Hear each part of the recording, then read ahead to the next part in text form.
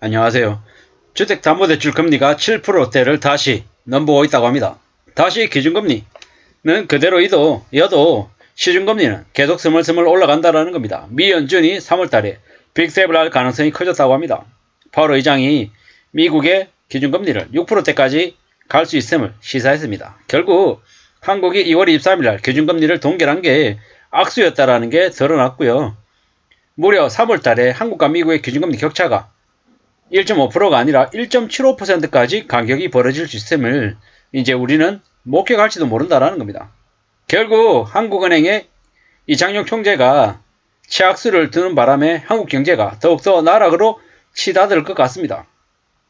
대출금리가 금세 7%를 넘볼 것이고 시간이 지나면 지날수록 저게 8%도 되고 9%도 되고 10%도 될 수 있음을 우리는 잊지 말아야 될 것 같습니다. 에이 10%안 간다. 8% 9% 되면 나라가 망하는데 어떻게 거기까지 가겠느냐 라고 얘기하는 사람들이 아직도 있습니다. 근데 미국이 기준금리 6%대 가면 한국은요? 한국 계속 끌려다니면서 기준금리 아무리 적게 가져가도 얼마까지 가야 됩니까? 4.5%에서 5%까지도 가야 됩니다. 한국이 기준금리 4.5, 5% 가면요. 시중금리는요. 시작하는 시점이 6%, 7%이고 상단이 10%, 11%, 심한 경우에는 12%도 될 수 있습니다. 이미 지금 연체가 늘어나면서 가상금리까지 물으면 12%, 15%를 무는 가구들도 생겨나고 있는 게 지금인데요. 결국 부동산 거래가 좋아지겠습니까? 좋아질 리 없죠. 지금도 제가 이제 회사에 가면 이제 젊은 저보다 이제 어린 30대로 보이는 이제 직장인들이 이런저런 얘기를 해요. 아, 주택담보대출 뭐 5억을 땡기면은 이자로 얼마를 내고 뭐 150만원, 200만원 이자를 내고 뭐 입주할 시점이 되면 뭐 차익이 한 1, 2억이 붙어서 뭐 이자 내는 거 따지고 하면은 얼마 정도 남길 수 있을 거다. 이렇게 아주 자세하게 뭐 계산을 하더라고요. 옆에서 곰곰이 듣고 있던 제가 무슨 생각이 들었냐면 겉으로 말을 못하고 속으로 이렇게 생각했습니다. 네가 말한 대로 될 것 같으면 여기 있는 사람 전부 다 아파트 청약하고 다 빚져가지고 다 들어가지. 누가 안 하겠냐? 혹은 그래 당신처럼 그렇게 먹는 마음을 먹었던 2030들이 대거 이번에 걸려들었다.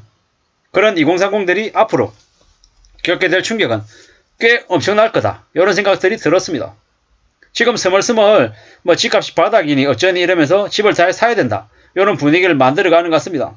나라가 그렇게 분위기를 조정하고 건설업계가 또 펌퍼질을 하고 있는 게 사실입니다. 근데 절대로 그러한 것에 넘어가지 말아야 된다라고 생각합니다. 왜겠습니까? 마지막까지 끝까지 마른 숙은 짜내듯이 짜내서 끝까지 지옥으로 절벽으로 끌고 가겠다라는 속셈입니다. 지금은 절대로 빚내서 집을 사야 될 시기가 아니다. 빚투에서 주식을 삼성전자 같은 걸 관심 가져야 될 시기가 아님을 말씀드립니다. 왜냐? 앞으로 시간이 지날수록 주가가 대거 내려갈 겁니다. 원달러 환율 대거 올라갈 겁니다. 부동산 가격 많이 내려갈 겁니다. 왜 이런 말씀을 드리냐? 대한민국 어디를 봐도 앞으로 경제 성장률이 4%, 5% 날 수 있는 거리가 없습니다. 그리고 지금 현재 정치나 경제를 이끌고 있는 이들을 보면 면면을 보면 무슨 생각이 드냐? 아, 기득권들. 자기들만 잘 먹고 잘 살 생각을 하지 보통 사람들, 서민들, 국민들을 위한 생각이 1도 없는 걸로 보입니다. 앞으로 시간이 지나면 어떻게 되겠습니까? 한국의 담배값 만원, 소주값 만원, 맥주값 만원, 주변의 식당에 외식 물가 밥값 15,000원, 2만원 시대가 옵니다. 윤석열 정부 끝나기 전에 올 것 같다는 생각이 계속 듭니다. 사실상 지금의 윤석열 정부가 어떤 모습을 보입니까? 기득권의 끝판왕을 보여주고 있다고 생각합니다.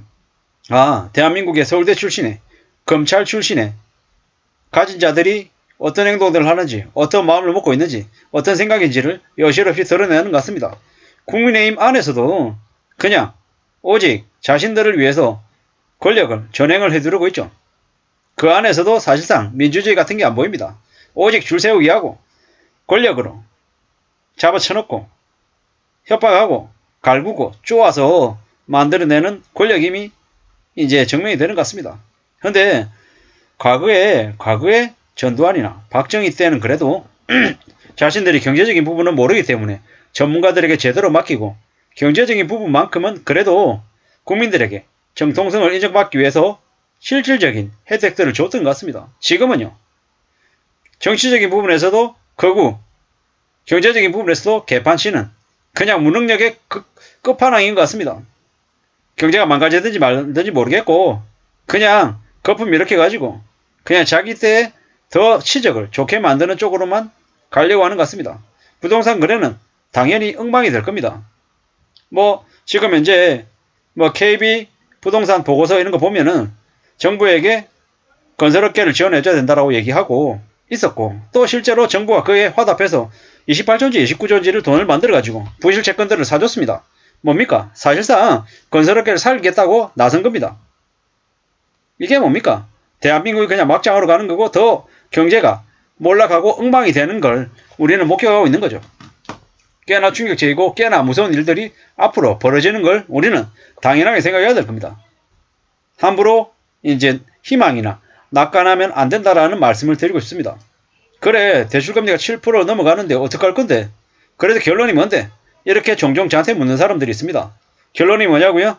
지금 폭풍이 몰아치니까 바깥이 매우 상황이 안 좋으니까 집에 틀어박혀가지고 이걸 뒤집어 쓰고 집에서 안전하게 지낼 궁리하라는 이야기를 드리는 겁니다. 함부로 밖에 싸돌아다니면서 투자할 거리 찾느라고 기웃기웃거리다가 어떻게 된다? 폭풍에 쓸려 나간다라는 얘기를 하는 겁니다. 날이 밝고 화창해질 때까지 함부로 돌아다니지 말고 안전하게 지킬 궁리해야 된다라는 겁니다. 경제적인 측면에서는 최대한 어떤 식으로든 비상자금 마련해야 되고요. 소비보다 소득보다 지출이 많으면 문제입니다. 극단적으로 줄여서라도 소비를 틀어막아야 되는 거죠. 매달 돈을 빌려와야 되는, 메꿔야 되는 그런 일이 없어야 된다는 거죠. 그리고 지금 집이 없고 월세고 전세고 이러다라고 하면 어떻게 해야 된다? 최대한 현재 범위 안에서 자기가 할 수 있는 안에서 저축할 수 있는 방법을 찾아야 된다는 겁니다. 그렇게 움직여야 삶을 만들어낼 수 있을 것 같습니다. 앞으로 더 혹독하고 더 충격적인 일들이 창궐할 겁니다.